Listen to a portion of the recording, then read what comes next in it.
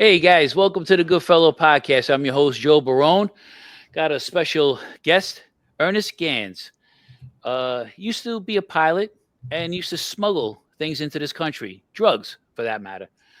Maybe some other stuff too, but he'll definitely let us know. Don't forget, like us and subscribe. We got the Patreon channel, we got all that stuff. But without further ado, I'd like to introduce Ernie and let Ernie. Thanks for coming on to the show. I appreciate it. No problem. Tell my fans and all my viewers a little bit about your background, how you got started. All right. Well, back in high school, just a normal kid. Smoked a lot of pot back then. Sold a little bit, and then after high school, I went into college at Kent State University, and was normal student. Graduated from there, and the whole time I was studying aeronautics, actually aeronautic engineering. Wow. And studying to be a pilot up there at Kent State University. After I graduated, I taught as a flight instructor to build my time to be able to get a job, which was difficult. Back then, it's not like today. You had to have experience to get a job. Yeah. Instead of just knowing somebody, you had to have flight hours. Mm-hmm. So I did that for quite some time. Then I ended up getting hired by Allegheny Airlines, which was called also US Air, which neither one exists anymore. Mm-hmm. And I had a little bit of a conflict there while I was with the company. I ended up flying down to Vero Beach, Florida, which was a Beach 99. It's a 14-passenger turboprop. And what had happened was, and this is what led me into what we're going to talk about, is there was two captains and two co-pilots at the time based there. And per the contract we signed with Allegheny was that when you're a first officer, if you wanted to go up to a captain, that you had that right. And the only time they could hire somebody from outside the company is if they had nobody applying for the captain position. So what happened, it just so happened that two captains were leaving at the same time. So I was senior to the other first officer. So of course I said, yeah, I want to be captain, obviously. So what you do, co-pilot captain, move on to even bigger airline.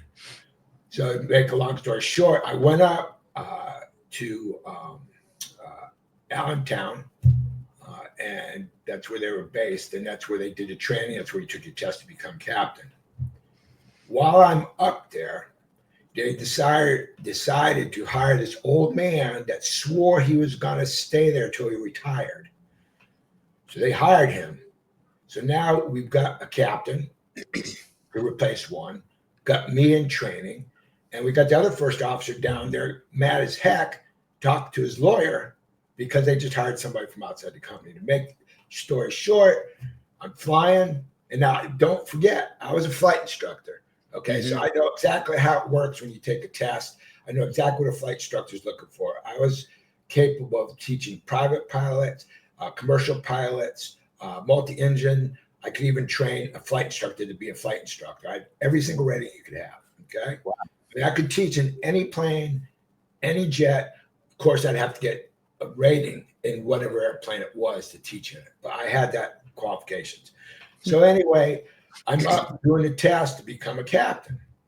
And at the same time, this guy, first officer down Vero Beach, his lawyer's calling the head guy up in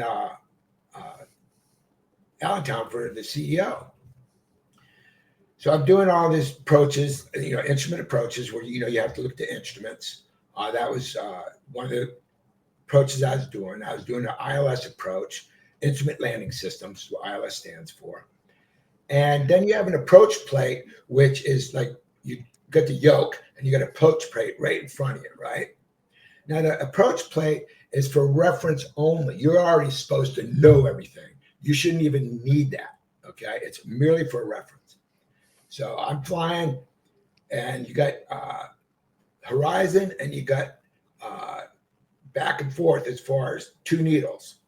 So you know if you're too high, too low, or off course, okay? Well, if it's pegged right like this, like a cross, you're like spot on. I was spot on the whole way down. It looked like the instrument was broken. I I'm not saying I'm great or anything, but it's a test. I want to become a captain, so I'm going to do the best I can. So do that. I land.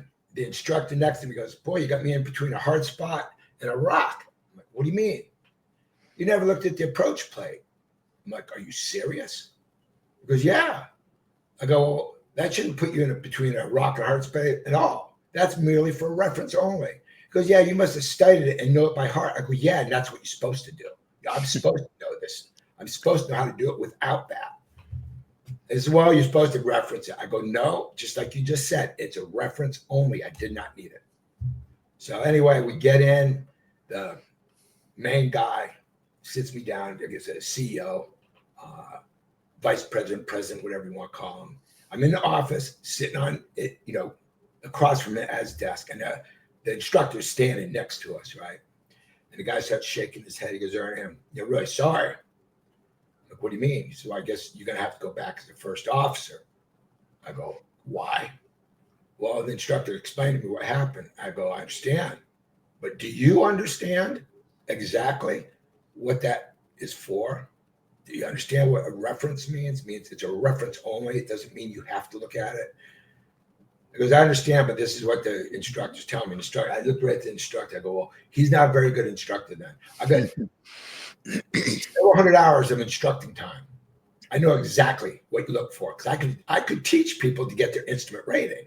Right. Anyway, so he says, well, Ernie, I can tell you probably got a bad taste in your mouth, but will you be able to go back down there and work with the other first officer because he's coming up to train to be captain? I'm like, what do you mean? He goes, well, we hired an older gentleman to be captain too. Will you be able to fly with them as first officer when you go down there? I go, do I have a choice? He goes, no. I go, well, then here's your answer. So I had to go back down there. And while I'm still up there, I'm walking through the offices and there's all these pilots standing around because it's where they all gather before they go up and fly. And they're all looking at me, shaking their head. I'm like, I don't even know these guys, right? And two pilots come in and goes, you just got screwed. I go, what do you mean? He goes, we know what happened. You just got screwed. He says, wow. Do you know that the other pilot's lawyers call him? I go, no, didn't know that. So right then and there, I knew what happened. Anyway, so I go down. I'm flying with these guys. The younger guy that got the captain's slot, he has like 100 hours in the plane. I've got like 1,000 hours in the same plane.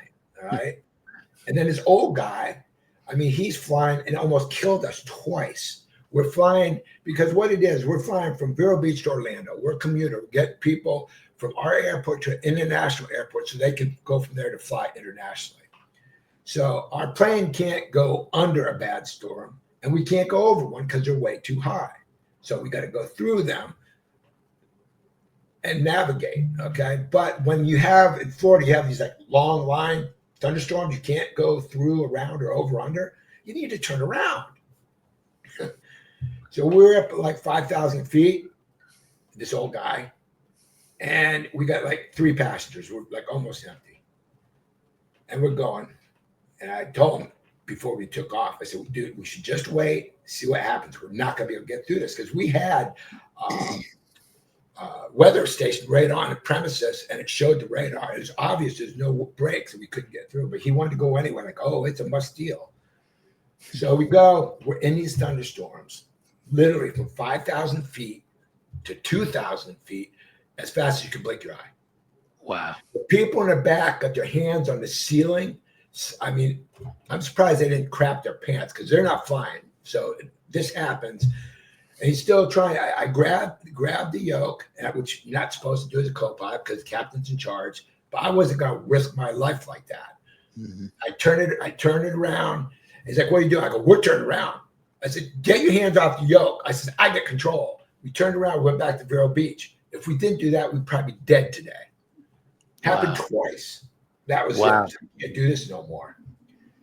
So I was up in Vero Beach. I ended up moving back down and renting a small apartment.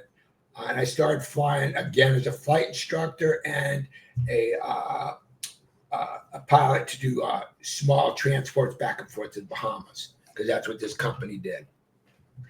And in the meantime, when I was doing that, I started teaching this guy how to fly, because I was a flight instructor. As my first student out of college. When I was in college, it was like They paid for that. They flew every day, and in 2.5 months, they had their license. On a normal basis, you're doing it in a private situation at a private airport. It might take people 2 years to get their license because, they come once in a while. Well, this guy was coming every day, and I was flying him. He ended up getting his license in 2.5 months. But in the process, I also had to teach a ground school part of it so they could take the written test and the flight test. So I'd go over his house. Go over there, and this guy was living in just a normal house, but he had this huge 30-foot Scarab with 3 outboard engines on it. I mean, back then, this was like the baddest ass boat, right? With 3 outboard engines. I think there were like 150 horsepower each. I mean, this thing did like 60 miles an hour. Back then, that was bad, okay? Mm-hmm. Today, it's like, they got like 6 engines today. So anyway, I'm looking at it. He's got this big ass truck with these big wheels on it. He's wearing his jewelry. And he tells me he's a commercial fisherman, right? I'm like, okay, whatever. So we go, comes back one day to the airport and we're flying. And we get down, we're walking. And I go, you know what? Did you really get all that stuff you have commercial fishing? He goes, well, I didn't say I got all that stuff commercial fishing. I said I was a commercial fisherman. So right then I was like, okay, if you ever need a pilot, let me know, will you? Because I knew right there what was going on. Mm-hmm. So anyway, after a while, it took a while for them to actually, trust me. And I was 2 brothers that I ended up working for. And I started they were bringing this is back, in the late 80s, right? To the early 90s. They had these Scarabs, and they would go out and get loaded by like a bigger boat, like a shrimp boat, what have you. And they come right through the inlet, and these bales would be piled over the boat. I mean, people is at 3:00 in the morning, but if anybody's in the inlet, just standing, they'd be able to see these people going by with all these bales, right? And then they'd come into this like wooded section, and this is how I started, and we would offload them into a van, and we'd take off, and they'd take off, and end of the deal, right? So what was happening, then they had pilots that they were from other people, like a third party. So they were doing it this way, and after a while, I said, we'd like to have our own pilot and have complete control. And that's when they came and talked to me. So I was like, sure. So now, we're looking for an airplane. First airplane we started with was a Cessna. I would go back. I got to make sure I get this right because I don't want to look stupid here. It was a 410 Cessna. Yeah, 410. It's a twin engine, just regular prop, gas. And it's after I found out it's actually kind of a dangerous airplane. I guess it's not very well made, whatever the case may be. I found that after the fact, which didn't matter. Didn't end up mattering. Is that the one with the 2 propellers on each sides? You just have one on each side. One on each side. Yeah, that's what I meant. Yep. Okay. Yeah, it's a twin engine. Okay, small. Right. It's like a 6-passenger and 2 pilots, so 8 people total. Right. So we were flying. What I was doing, I was going to fly to Jamaica. We knew how long the airstrip was, but we didn't know how much the plane could actually take with full fuel, because once I got down there, they would fuel us up. And I'll explain that in a minute. And we'd take off with full fuel and many bales of pot.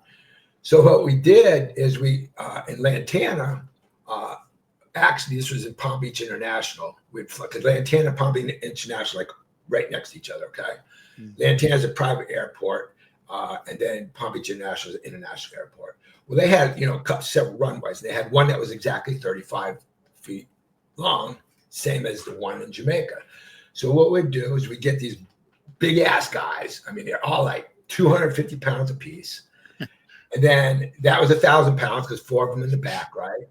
But they wanted me to be able to carry 1,200. So we get weights, plates, 45-pound plates. I'm talking about for weightlifting? Yes. We get enough of those to equal 1,200 pounds, including the 4 guys. And we put them in a plane. So just to test it out. To test it out, to make sure it lift off. Right. So we'd fly over to Palm Beach because Lantana it was like 5,000 feet. I can't remember exactly, but it was a lot longer. So we'd take off there, we'd land at the Palm Beach International, then request that particular runway, which was runway 9 and 27. You know, depending which way you're going, 9 would be going east and 27 would be going west. Okay, so we go to the very end of the runway to take off, because you could, not have to go to the very end of the runway. You go onto this threshold, but we'd go past the threshold, so we'd use the whole 3,500 feet. So we'd take off. Okay, easily, made it easily, no problem. Okay, we know what we can do. So after that, we go to Bahamas. There's many islands out there, but the one that we went to is in Marsh Harbor.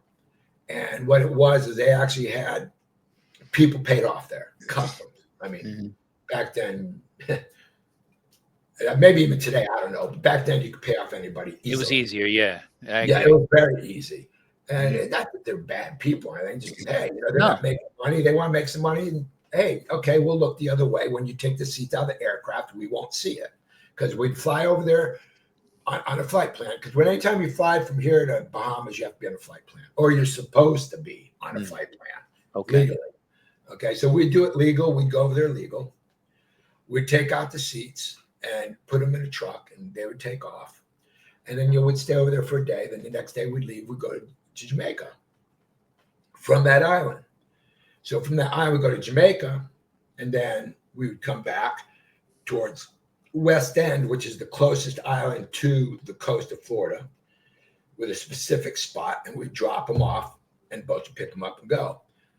But now the very first one we did, okay, we didn't know how much gas we were going to use exactly. Okay, I knew it was going to be close, but the variables, are tremendous. Wind, tailwind, headwind, sidewind, crosswind, whatever you want to call it, altitude, all that affects the fuel consumption. So at that time, we thought, okay, fly right off the surface of the water because radar won't catch us back then. Today, forget it. That don't work. Even while I was doing it, that ended up not working anymore. Wow. So we're flying about 10 feet up to the ocean the whole way. Okay, you're talking several hours of flying all the way, because you have to go in between Haiti and Cuba. You have to go around Cuba. You're not allowed to fly over Cuba. They'll shoot you down. So I have to go around and then back west to get to Jamaica. So this is our first trip. We land. We have to go into the grass for them to load us. Okay, start putting the bales on, start putting the filling us up with gas. I should say fuel. It's not gas, fuel. Correct word as far as aircraft. And there's this little building beside us. It's probably the size of a 1-bedroom house. And what it is, it's got all the transformers and stuff in there for the lights and what have you for the airport, right? Because that's all it's there. It's like there's nothing there. It's a private type airport where pretty much not many people land there, except for people like doing what I'm doing. So anyway, they're filling up the plane, and there's a mountain. There's mountains. Jamaica's like one big mountain. But so the guys that work for it, and the guys that they work for, up on top of this mountain, looking down with binoculars. All of a sudden, I hear bang, bang, bang. I'm like, what the hell? Now, here, let me just explain something though. The military are corrupt. They work with us. The police, Jamaican police, are not corrupt. So those two have a conflict. So immediately, one of the military guys there, because they're watching this whole thing, trying to keep us protected, telling me and the co-pilot, get inside. So we get inside, and we're pow, pow, pow. And the guy's holding the M16, all in fatigues, regular military. His fingers shaking on the trigger. I'm about ready to shit my pants. I've never been through anything like this. And my co-pilot, I thought he was going to cry. So we had no idea. We thought, oh man, we're not leaving. So the shooting stops, and we have radio. That's how we're talking to the guy I work for up in the mountain, like a VHF radio. And they're like, oh my God. I'm like, oh, I can hear them saying that, right? Because they can see everything. We can't see anything. So the military guy goes, okay, come back out. Like, they just threw this guy in the friggin' ocean. I'm like, what? Yeah, they killed somebody and threw him in the ocean. The military killed a police officer and threw him in the ocean. And it's not a joke. I know, people like, this guy's exaggerating, he's full of crap. But you'll see it. If you put it on YouTube, you're going to get that. And you know what? Ask me if I care.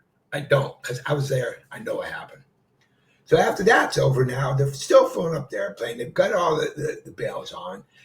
This guy lights up a cigarette. I don't know how, because people say a cigarette cannot ignite fuel. All right.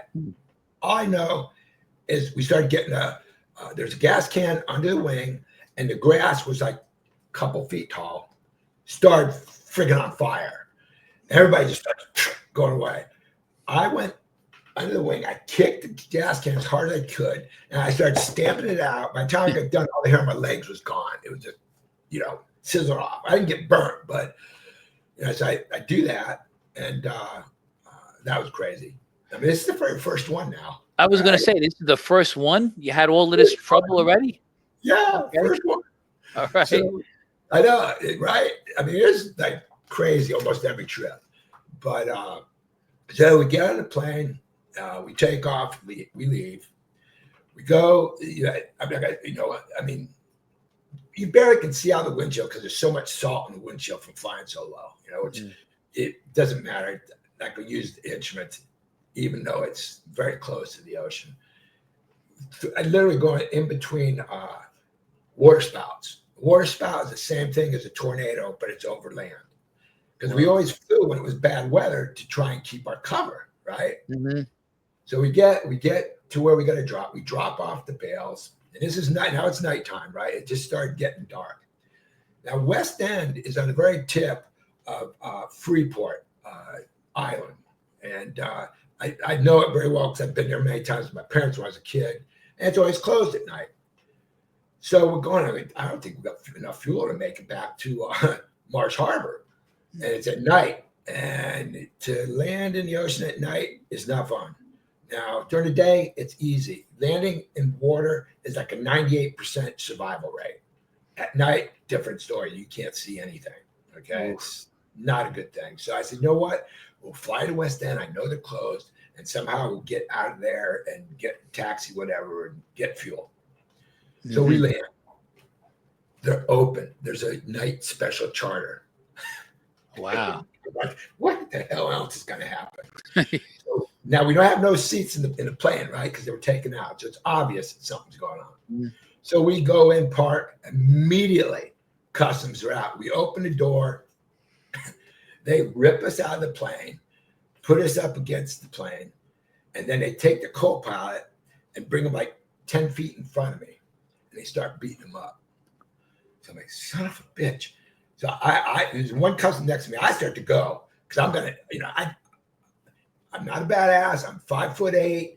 At the time I was probably 160 pounds, but I'm not a person to sit there and just let somebody beat up on somebody. No, I mean, I dealt with that in high school with racial riots. So as soon as I started to move, guy puts a gun right to my head just like this. Says, "Don't you move." Okay. I'm not moving. Get done with that. They bring us into this little room to hold us till I guess the head police, whatever, get there. They get there. They take us to Freeport for a holding cell. Again, this is the first time ever doing this. They put us in a cell with 4 other people. So there's 6 of us. And this thing's like 8 by 8. There's a little wooden bench that sits like 2 people, and these 2 Bahamians are sitting there when we get in there. All right. So sitting there,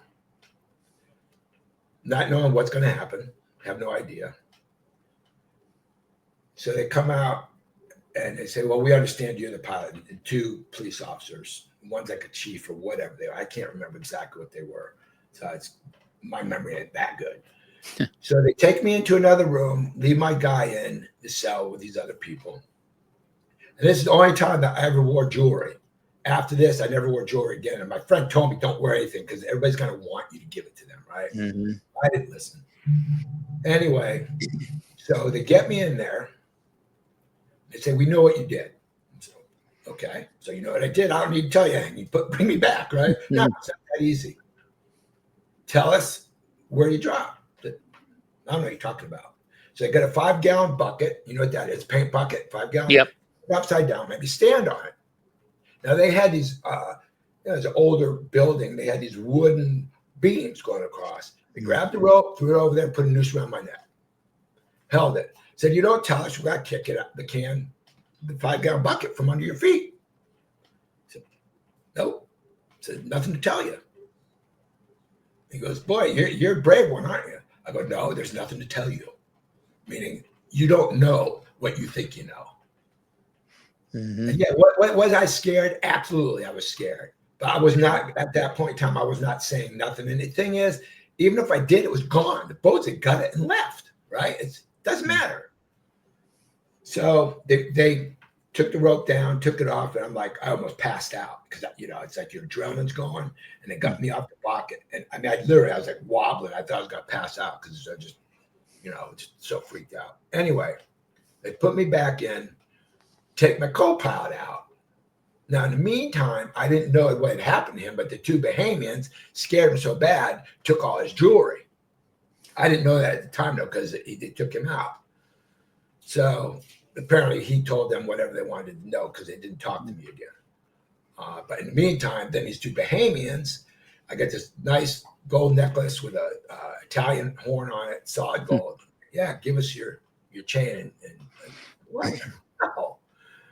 And he goes, well, your buddy gave us all this stuff. I go, I don't care. You ain't touching mine. So the guy goes to grab it. I punch him square in the face. And then the guy, before he get up, I punch him square in the face. I knew I didn't have a choice. Okay. That squashed it. I sat down on the bench. They no longer were king of the mountain. So I got the bench. Mm-hmm. Bring my guy back in. Well, actually, they took them 2 guys out and they let them go. Brought my guy back in. And they said, where's the other 2 guys? How am I supposed to know? They're not in here. Well, my guy told them they took his jewelry. They went and found the guys, picked them up. So they were a little bit honest, got my buddy's jewelry back, and they put them in another cell. Wow. So anyway, now we're talking, going on the 2nd day there. I'm talking hot. Okay. It's so hot that I had not showered for 2 days. All right. I actually took my shirt off because it was soaking wet and it was so hot.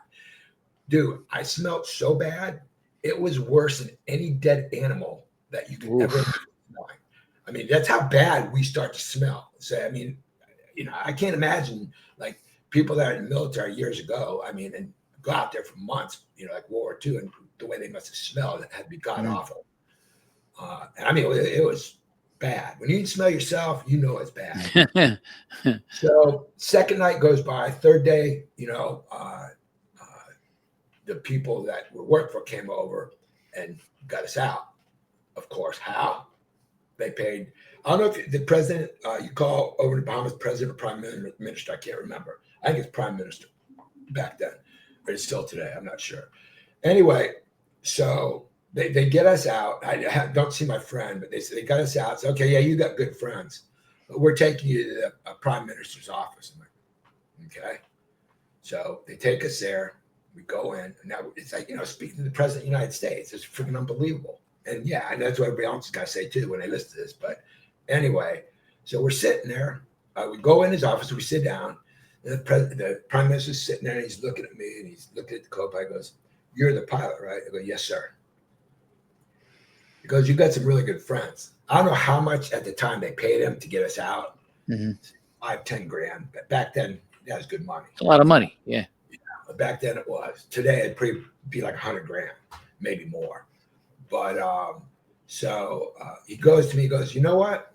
I go, I'm sure you're not going to stop, but let me just give you a word of advice. If you're going to do it again, just don't get caught. That's what the guy told me. Heard that my whole life. We got up. He says, I want to shake your hand now. He goes, I understand that you're a stand-up guy. I go, thank you very much, sir. I hope I don't see you again on these circumstances. So get out. My buddies are there. They fly us home. Actually, no, they didn't fly us home. We got the plane fueled up, and then we flew to Marsh Harbor to get the seats back in, and then we flew home. They flew with me home on a regular flight, and with a flight plan. So that was the first one. Okay, so Wait, there was more that bad like happened like this on the rest of the trips? A couple of them. Yeah, there's one. My very last trip is amazing. It really is. I'm gonna get to that in a second. I'm not gonna go like we did. I did several trips. No problems.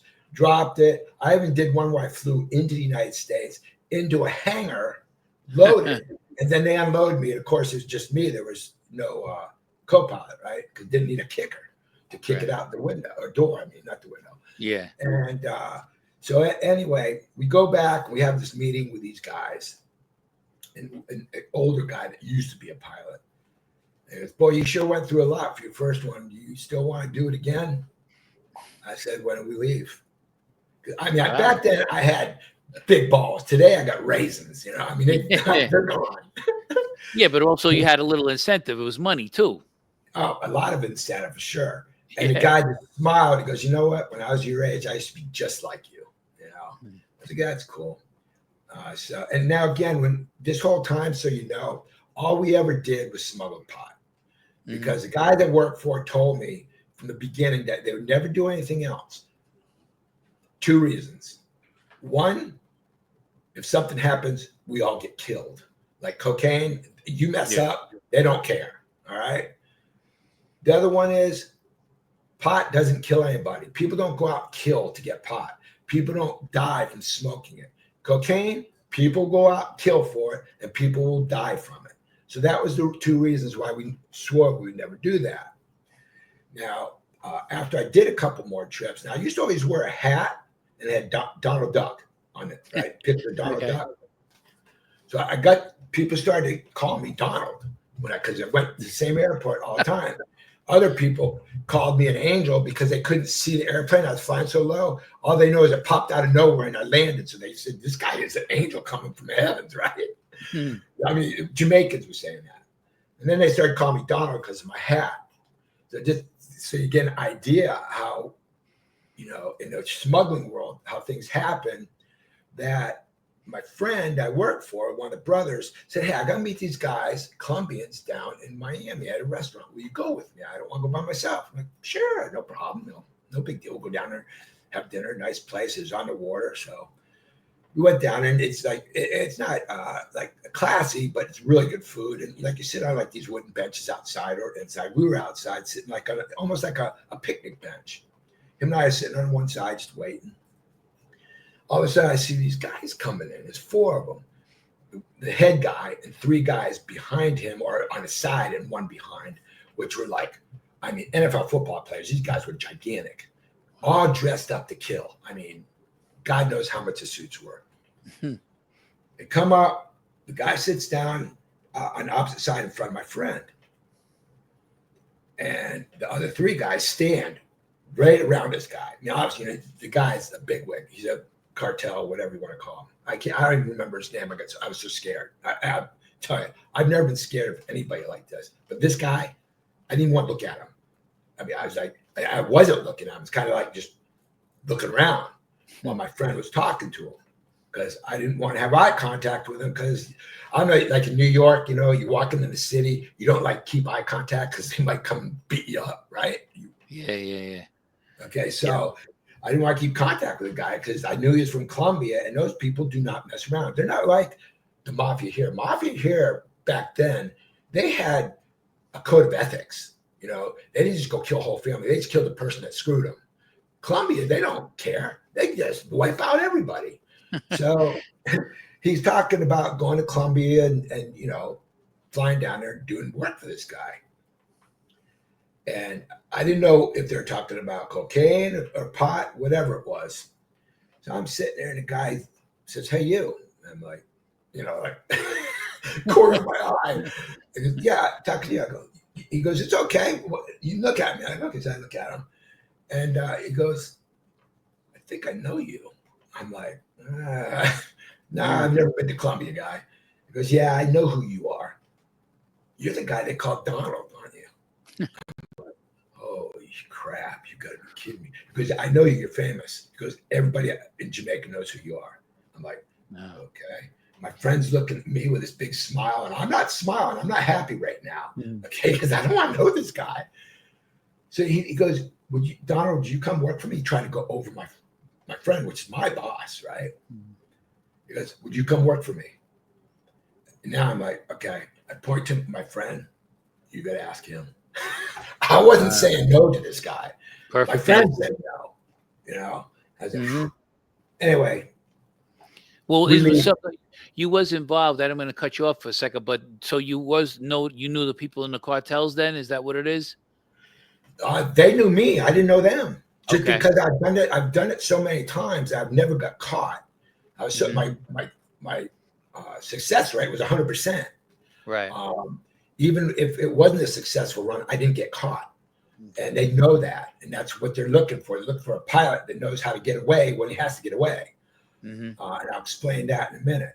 But yeah, so they knew who I was. I didn't know who they were. Now, and like I said, everybody in Jamaica knew who I was, and I knew some of the head people in Jamaica. I mean, we'd even bring down like Rottweilers, you know, to give to the guys because they wanted them to protect their fields or whatever. Anyway, so we get in the car to leave. And I told my buddy, I said, dude, don't you ever do that to me again. I said, that's bullshit. I said, I don't never come with you again for one of these things. I said, I felt like my life was threatened. And I said, that ain't happening again. I mean, I was pissed off because these people are no joke. It's like the movie that guy made. It's a true story too. I watched it. I was like, it was the best with movie. Tom Cruise. Tom Cruise, No, American Tom Made. Cruise. That's a joke. That's a joke. Okay. It goes way farther back. It's during our time that we've been watching when we were younger. I don't know if it was not Willie Nelson, but this really good actor. I mean, he played the part perfect. He ends up dying in the end. They end up shooting him, right? But it was like to the T. He's the one that actually got, I think, what was the guy's name in South America? Was it Noriega or? Oh no, not Noriega. The South America. You're talking about. Damn. They went over there and killed him. Pablo Escobar. Yeah, no, they didn't kill him. I think they actually arrested him, caught him because of this pilot. I can't remember the guy's name, but he was like one of the biggest guys back then in South America. But it was a really good movie anyway. So that's kind of the way I felt there. So now I did. Here's another one I did that had a problem. Now when we came back, let's see. We still had the 411 Cessna. So I did one and we brought it straight into a hangar, right? So like now they eliminate all the people in the boats. They eliminate a whole bunch of people they don't have to pay. So of course I'm going to make more. And because I'm taking a lot more risk coming into the States with it. It was nuts. Okay. But I agreed to it because I thought, hey, all right, I'll make more money, right? It's an adventure. Take a chance. What's that? Take a chance. Take another chance. And it worked. Okay, we did that. All right, let's do another one that way. Okay, so fly back down, coming back now this time. Again, still flying low, thinking it works. And what I do before I'd be like 50 miles, 60 miles offshore. I would do steep S-turn. I mean, really bank it over like 90 degrees, and I'd look straight up and back to see if I had anybody following me. Right. And I do it so fast that if they tried to follow me, they would lag, right? They wouldn't be able to. So I did it. Sure enough, on this one, I got the Learjet Coast Guard tail following me, right? Like son of a bitch. I'm by myself now. Got all these bales in there, and it's cloudy. So I go up in the clouds. I put it on autopilot. I go back, I open up the door. Now, don't forget now, the weight changes. This autopilot is trying to correct for the weight. So it's going like, my plane's going like this. Oh, the autopilot's trying to correct it. So I'm chucking these bales out, man, chucking them out as fast as I can while I'm in the clouds. So I get them all out, I pull up the door, close it, and go back up, turn off the autopilot, turn around, and I go way down. I'm like 10 feet off the floor of the ocean. And I'm coming in, I do S-turns, I don't see that. I lose a citation, it's a citation. I'm sorry. They use citations, not Learjets, but it's a jet. So I go, okay, it's not there then. So I look off to the side, son of a bitch. There's a Black Hawk helicopter paralleling me. So I'm assuming he sees me, right? Apparently he didn't. So now I'm getting ready at the coast. I'm at Boca Raton. Now the plane is based in Lantana, and it's registered, so you can find out where the plane's at, right? So literally, this is no joke, and like I said, if somebody believes it, they believe it. If they don't, they don't. Pilots know what you can and can't do. Mm-hmm. So I'm literally flying, coming to the coast in Boca Raton. I got high rises, right? I'm literally flying in between them. I mean, they're far apart. It's not like, I barely can make it by. They're far apart, but I'm literally lower than they are. Okay. I come in, and right on the other side is Boca Raton Airport. Now it's another, just, no control tower, private type airport, but there's a lot of planes parked out there. Right. So I didn't even care if I was, you're always supposed to fly into the wind when you land, right? Because if you do a tailwind, it takes you longer to land. I didn't give a crap what way the wind was going. I was just coming straight in and landing, turning around and parking my plane in with the other planes, right? Because it blends right in. So I did that, landed, stopped fast as I could, got in, parked the plane. I'm sitting there inside the plane. Here comes the helicopter, the Black Hawk going right over me. I'm watching it. It kept going. I knew right then where it was going. It was going to Lantana because they already knew what my tail number was, right? That's your identification. So they knew where they thought I was going to be. So I go into the FBO, fixed base operator. I asked for a taxi. Get in a taxi. I said, take me to Lantana. I'll show you where to go. It's a titty bar. It's called the Flash Dance, I believe. So we're on 95, right? I can see Black Hawk going back and forth, right? And now he gets a call from his dispatch. And dispatch says, can you please pull over for a moment? Your passenger won't mind. So I know exactly what's going on. I go, dude, don't pull over here. Go to the next exit. Take me to the next convenience store, 7-Eleven, whatever, and drop me off, please. And then don't call them for 5 minutes. Here, I handed him a $100 bill. And he goes, oh, yeah, no problem, right? Yeah. So he drops me off. I make another call, another taxi, picks me up, takes me to Flash Dance. Now, to get to Flash Dance, I had to go down Lantana Road, right by the airport. I could see the Black Hawk sitting there. There's freaking police everywhere. Go to Flash Dance. He drops me off a Pam. I go inside. My buddies are sitting there waiting. Let's go. So, I mean, we didn't even sit down. Just let's go. We knew a mutual place that we'd go without saying it. So we knew where to meet. So we get in the pickup truck and we leave. Next day, we find out that the police swarmed that place like 5 minutes after we left. Whoa. Narrow escape. Barely got away. And what's funny is, now, while I'm flying into Boca and everything, and I'm trying to get to the Flash Dance, they could hear with this other pilot that he didn't fly for us, but he could hear all this going on radio. Mm-hmm.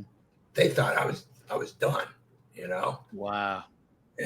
Because I had called them from the airport after I called the taxi. I said, you're not caught. I go, no. They go, oh, shit. Because they thought I was done, right?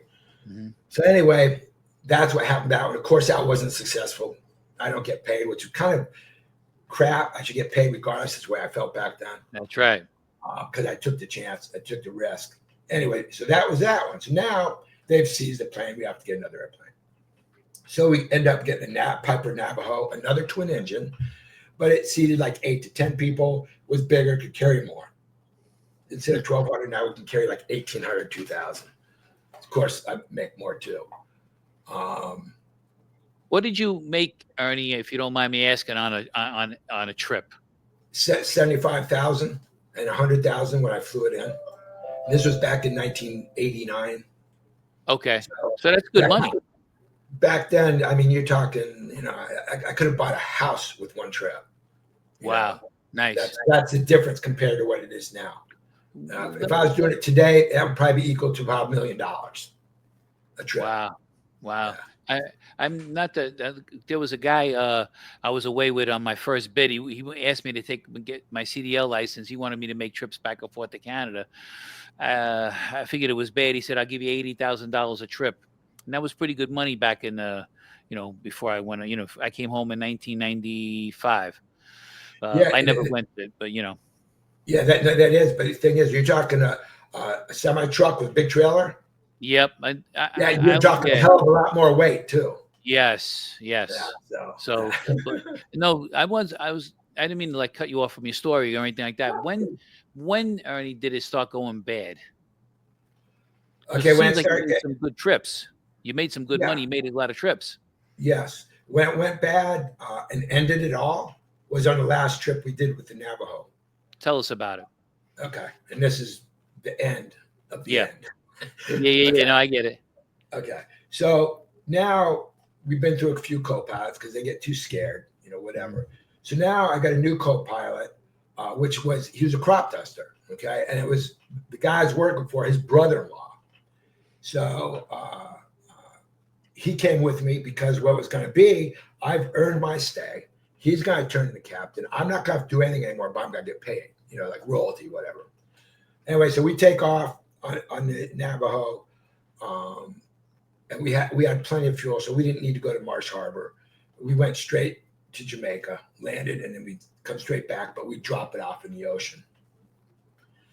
So we get down there, and they used to have this thing in Jamaica where the police would set up tents at certain times of year, and they would camp out on all these private airports, right?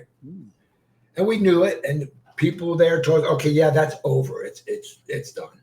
Like, okay, so now we can go and do this.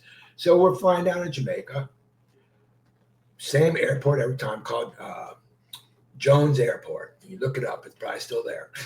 Ken Jones, to be exact, Ken Jones Airport, and it's right on the coast of the northeast coast of Jamaica. And it heads east and west. So we land, and of course, stop about the middle of the runway. And normally we stop in the middle of the runway. We get loaded right by that building. But this time they wanted me to circle back around, go to the end of the airport where we're going to take off because the police were camped out at the other end of tents, which they were supposed to be gone. So we're sitting there, they're loading us up with the bales and the fuel. And here we see these guys starting to run down the friggin' runway because they didn't have no transportation, so they were running.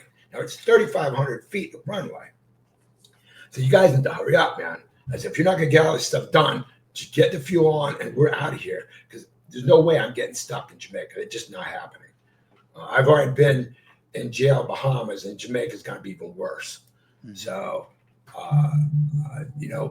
they get it all done. We get in. I'm letting the co-pilot, fly. And when you're taking off an airplane, and any pilot knows this, any good pilot knows this, when you're taking off, at least on this type of aircraft, a normal reciprocating engine, not a turboprop, you got full throttle, okay?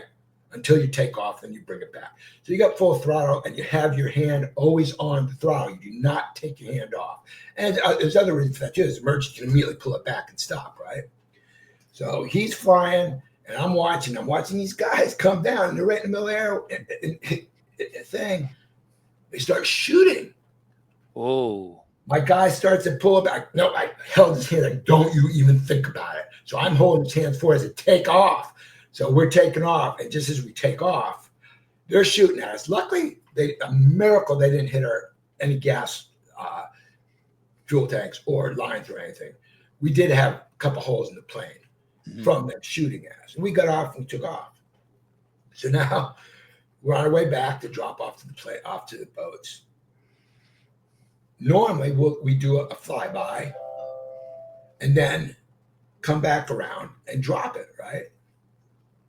Well, we didn't do a flyby this time. We started dropping it.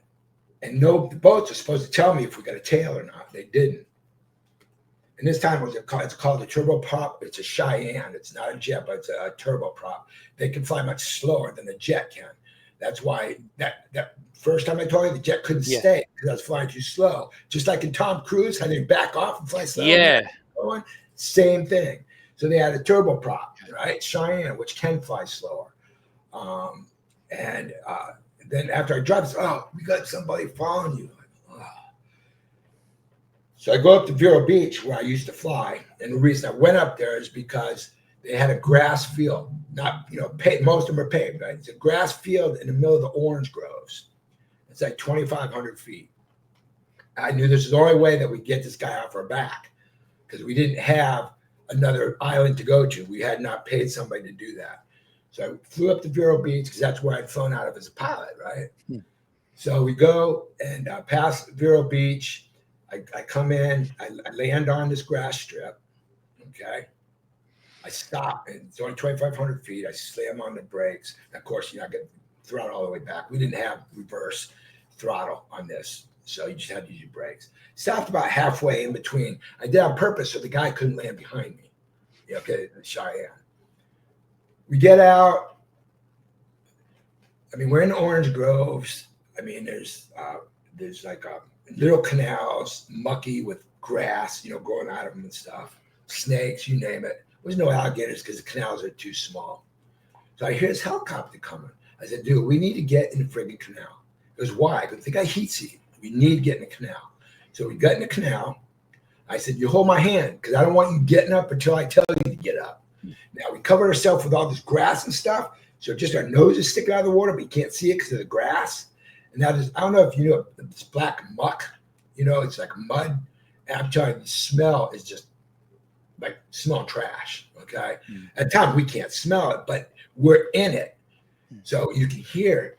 Now they had customs, sheriff, city, Coast Guard, you name it. There's like 6 or 7 agencies out there looking for it. And you can hear that helicopter going back and forth, looking for the heat of our bodies, but couldn't find it because we're in the water.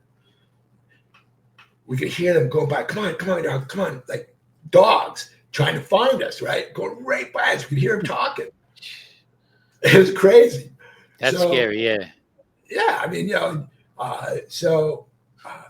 anyway, they we stopped hearing it. Don't hear anything no more, right? It's got quiet. I don't hear the helicopter.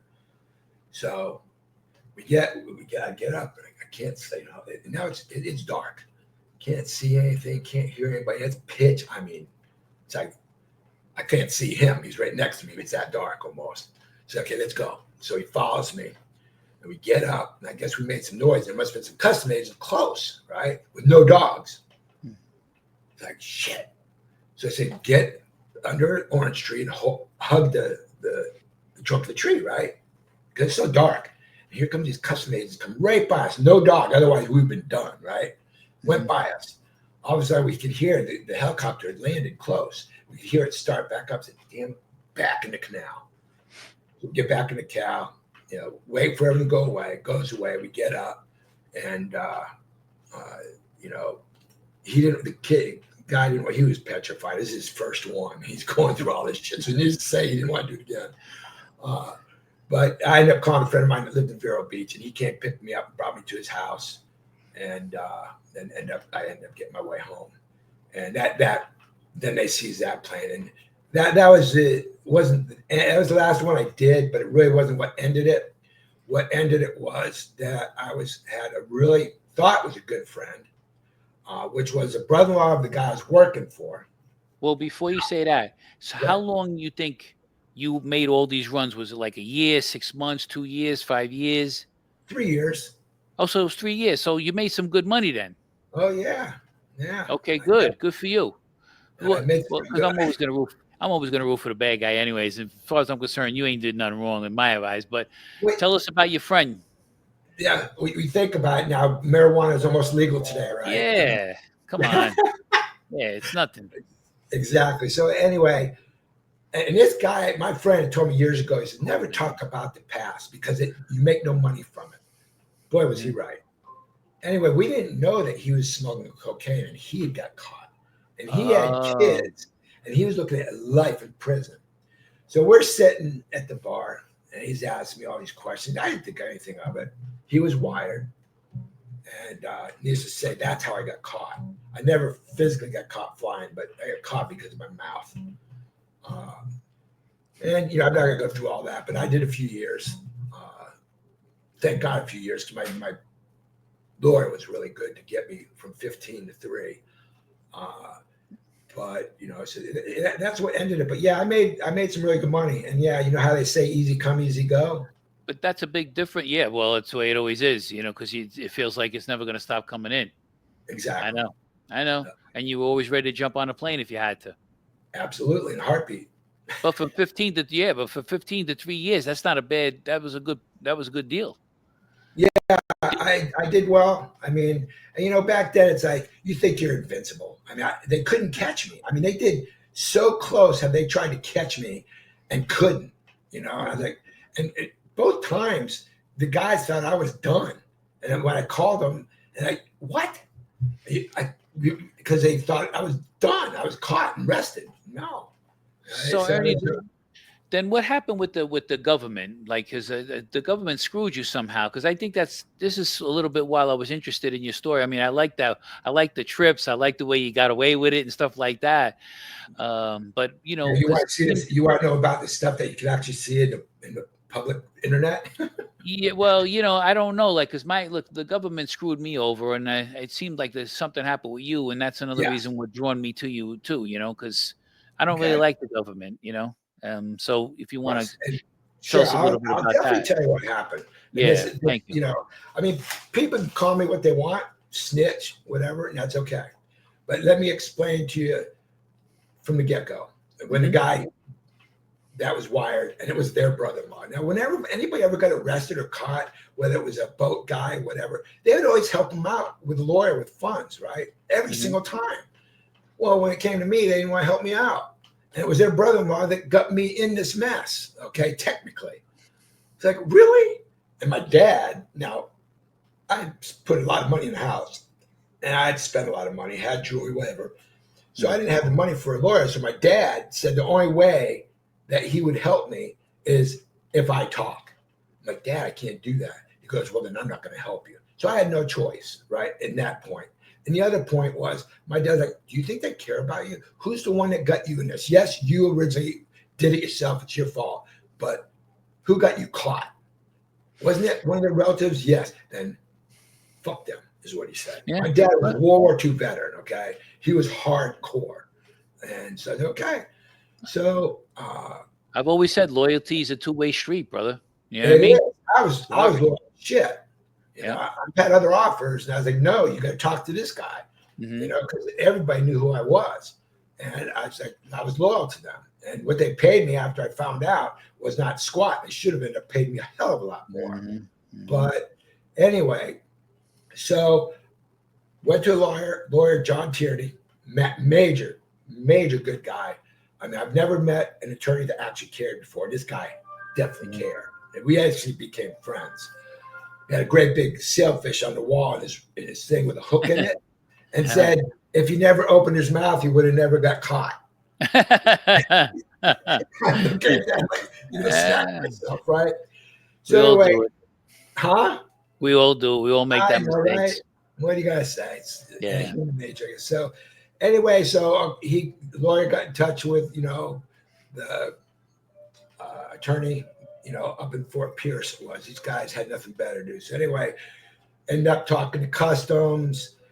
Ended up helping them out. Was wired talking to so these guys knew what was going on, even though I didn't tell them directly. They knew, so they knew what to say when I was talking to them and what not to say.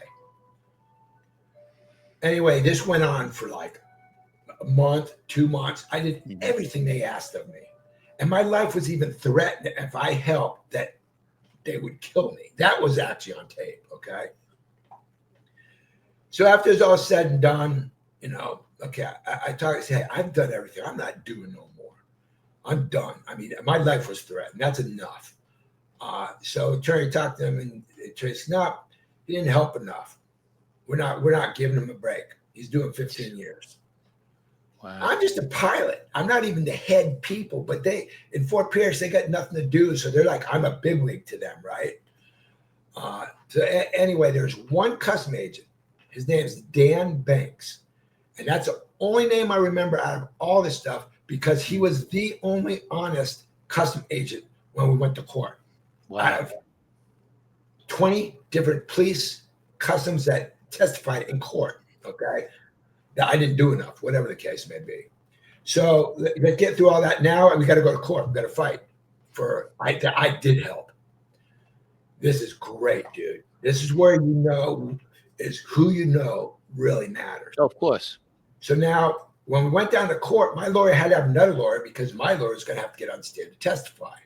So that means there's 2 prosecuting attorneys because the one prosecutor is going to have to get on there, right, to testify. So it's a U.S. attorney, right? Huh? It's a U.S. attorney, right? Yeah, federal. Yeah, U.S. attorney.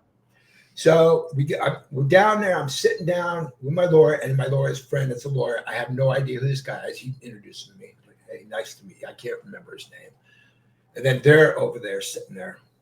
There's all these custom agents sitting in the back, waiting to be testified, whatever. Judge, as a judge, we make us stand up. The judge comes out and he looks at my friend, my attorney's friend.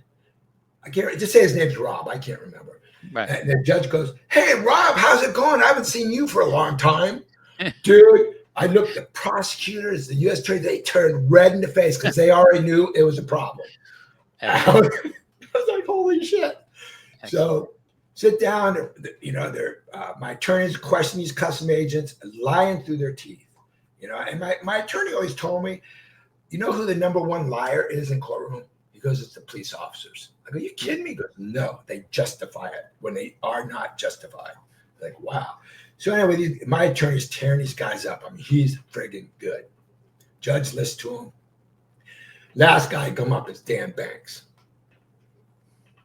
My lawyer questions him, tells the truth.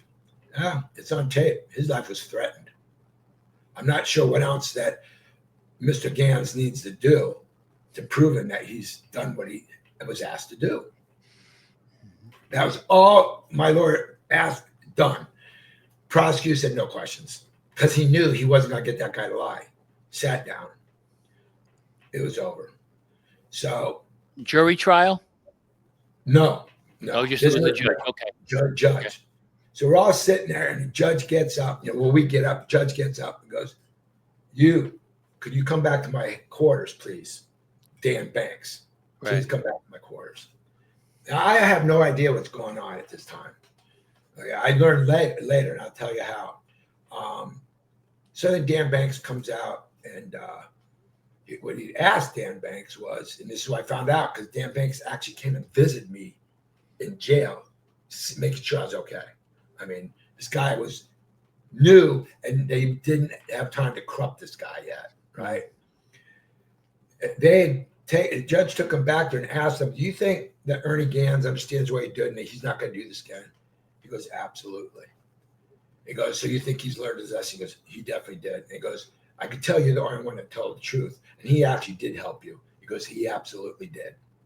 And that's what Dan Banks told the judge on the side. So when went back for sentencing, that's when I got 3 years. Beautiful. Judge said, because of the standards, I wish I could just give you probation.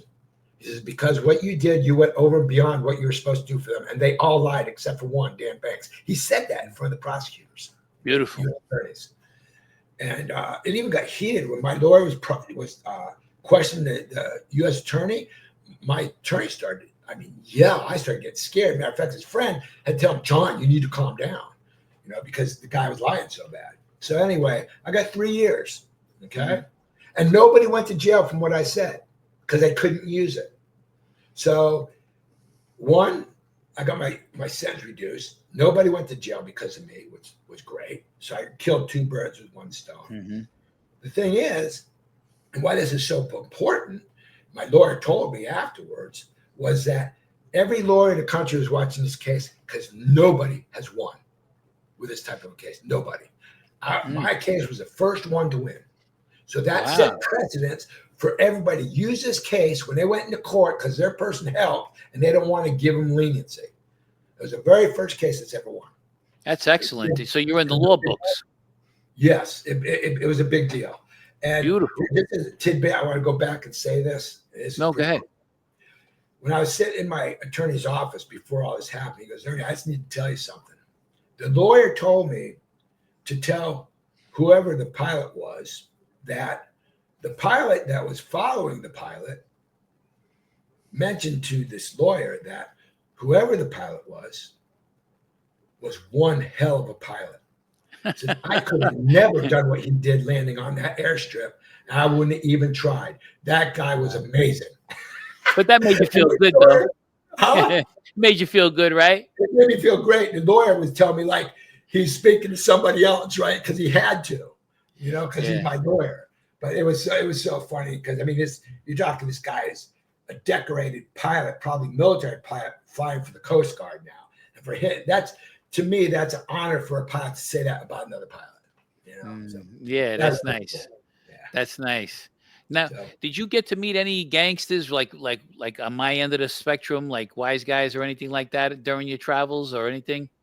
The only one I met the one from Colombia. Yeah. I met another one in Jamaica. We called him Cappy. I don't know what his real name was. Massive dreads, big time guy. I mean, he was like, everybody knew this guy in Jamaica. He was the number one Jamaican smuggler. Kingpin, whatever. Yeah, he was the top guy. When he said yes, you said okay. I mean, because he was the one that were making all our money because of him. So now, oh yeah, well that's good though. But that I knew a lot of the Jamaican guys too. You know, I hung around with a lot of Jamaican, one of those kind of crew. But you know, they did their own thing. I just went a different path. You know what I mean? I understand. So now, let me tell you, Jamaican people are very good people. Oh, without a doubt, absolutely. They're not like the other people, and they don't like. They actually, I'm not trying to be racist. I can tell you because I got a son that's biracial. That Jamaicans do not like to be called black. I'll tell you that right now. No, absolutely not. No, I know. Because I hung around with them. I knew.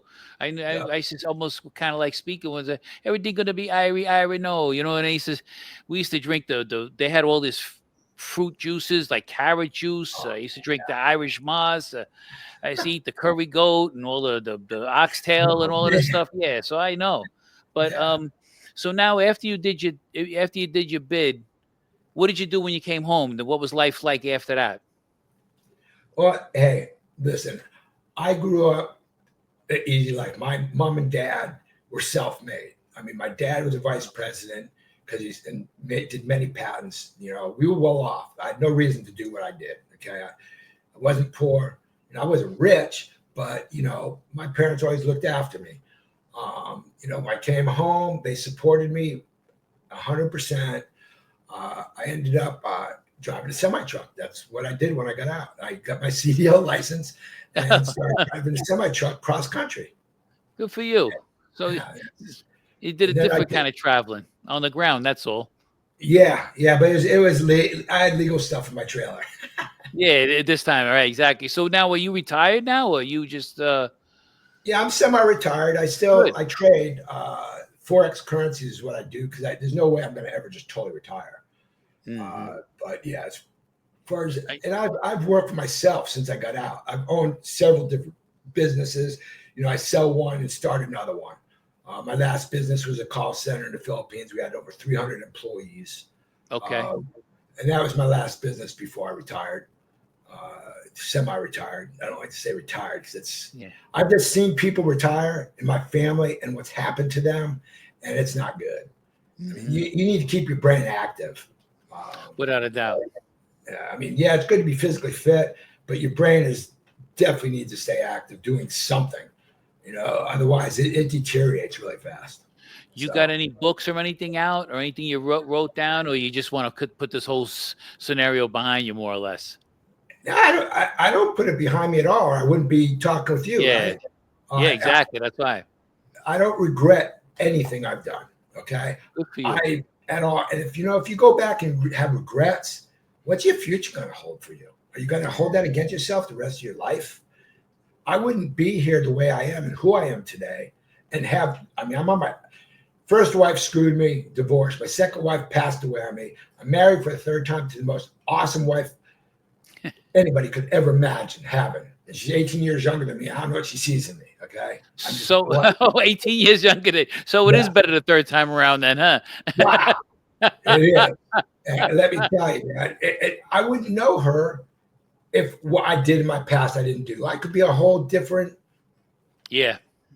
person. You know, and I like who I am. And I like where I'm at. So, you know, what I did was an experience. I had a lot of fun. Put it this way, and it was like 3 or 4 years I did that. I guarantee you, I lived more in those 3 or 4 years than most people live in their lifetime. maybe even 2 people. Yeah, exactly. Yeah, so it's good for you. It was good. And, now I live a normal life. 52, I had another child. All my kids are grown up. I have a 14-year-old daughter, so Good for she you. keeps me going. Anything else you want to say to my viewers or anything like that, or anything else you want to put out there, a word of advice maybe? Like you said, you're glad you went through what you did, because look at who you are now. What I can say, I'm sure everybody sees this. I'm a man of faith, and that came in prison, believe it or not, because you don't have all the worldly things around you to affect That's you, right. so you can think better. But humbles you for what you've done in your past, you still can succeed. I'm prime example. Okay, I went and yes, I had my parents help me as far, not financially, but to support me or let me live at home till I get on my feet, whatever the case may be. I live in a beautiful house now. Cars. I got stocked. I live off of my dividends, so I'm set. Okay, Good for even you. after I started at zero back at when this was a while ago. When I'm in my 40s, I started back at zero.